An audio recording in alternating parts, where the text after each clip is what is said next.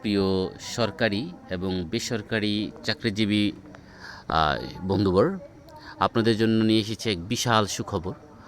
গত অষ্টম পে স্কেলের পর থেকেই আপনারা গত 15 বছর যাবৎ প্রায় যেই নতুন পে স্কেল তথা নবম পে স্কেলের জন্য অধীর আগ্রহে বসেছিলেন, সেই পে স্কেল অবশেষে সেই সোনার হরিণ আপনাদের হাতে ধরা পড়েছে। আজকে আমরা জানবো সেই নতুন পে স্কেল কখন থেকে কিভাবে শুরু হবে এই নিয়ে বিস্তারিত। তাহলে আর দেরি নয়, শুরু করি।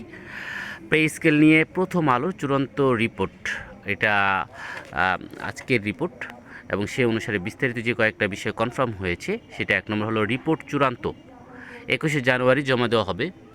পে স্কেলের চূড়ান্ত রিপোর্ট জমা দেওয়া হবে 21শে জানুয়ারি, এবং বেতন অনুপাত হবে 1:8, এবং সর্বোচ্চ বেতন হবে 1,20,000 এর বেশি। নিচের দিকে গ্রেডের বেতন বেশি বাড়ার সুপারিশ করা হয়েছে, তবে বর্তমান বেতনের দ্বিগুণের বেশি হবে, এবং জানুয়ারি থেকে বেসিক কার্যকর হবে, জুলাই থেকে পুরো কার্যকরের সুপারিশ করা হবে। চলমান বাজেটে বেতনের জন্য প্রায় 22,000 কোটি টাকা নতুন বরাদ্দ দেওয়া হয়েছে। আশা করি অতি শীঘ্রই আপনাদের যে কাঙ্ক্ষিত পে স্কেল সেটা পেয়ে যাবেন, এবং এই ধরনের খবরগুলো পেতে সবসময় আমার পেজে এই তথ্যগুলো পাওয়ার জন্য পেজটি এখনই সাবস্ক্রাইব করে রাখবেন, লাইক কমেন্ট শেয়ার করে পাশেই থাকবেন। ধন্যবাদ। আসসালামু আলাইকুম।